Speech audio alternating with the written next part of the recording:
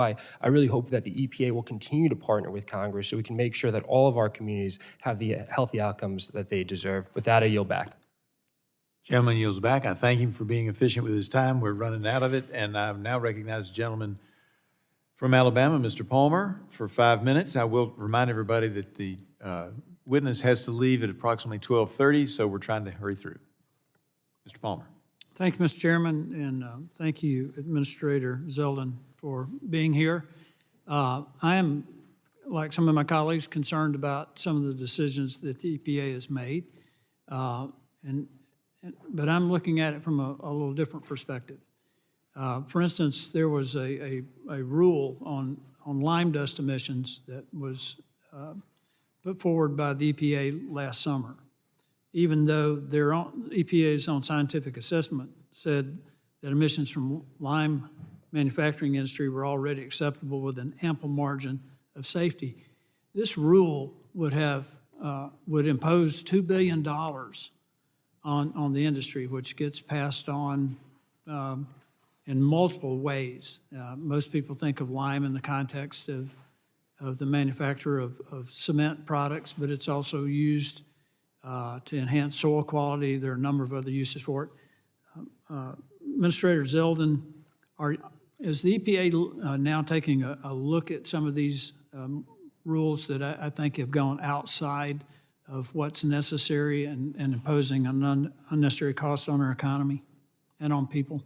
Yes, Congressman. Yeah, we've received various concerns regarding niche apps, including regulations not squarely grounded in the statutory authority, compliance costly to industry, deadlines for compliance with some requirements may be too short. Some of the rules may disproportionately impact small businesses. Questions exist regarding the science underlying certain standards. Test data used in calculating standards may not fully reflect variability or real-world operations. Questions exist regarding the appropriateness of setting certain technology-based standards rather than health-based standards, and questions exist regarding the appropriateness of setting certain numeric emissions limits rather than work practice standards. I'm glad you mentioned the technology-based standards because it's also involves the particulate matter standards. Some of the things that the EPA has imposed on people require what I jokingly refer to as black box technology, and people say, well, what's in the box? Nothing. That technology doesn't exist yet.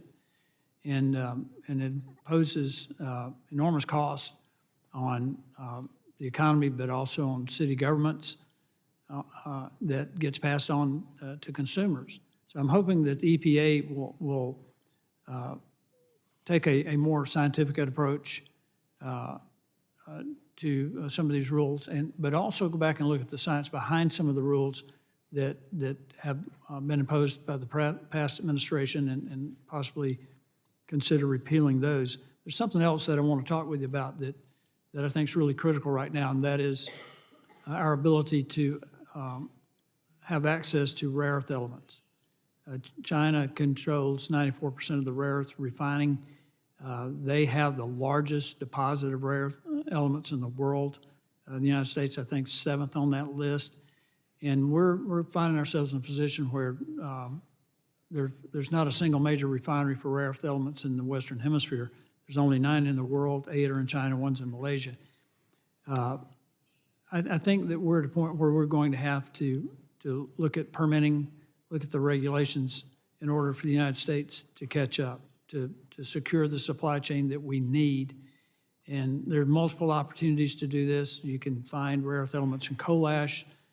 You can find them in things like discarded hard drives. But we need to be able to mine, process, and refine our own rare earth element supply because it is not just important for our economy, it's important for our national security. I like your comments on that. Congressman, this is one of the issues that are on the plate, the priority list for the National Energy Dominance Council. EPA has some equities. The Department of Interior has equities. The Department of Energy has equities. Department of Commerce. There is an opportunity here for us to be able to not just benefit economically, but I would also look at it as a matter of national security, for us not to have to rely on other nations at a moment where it would matter most in the future, to make sure that we are prepared here domestically. So I think it is a very important priority for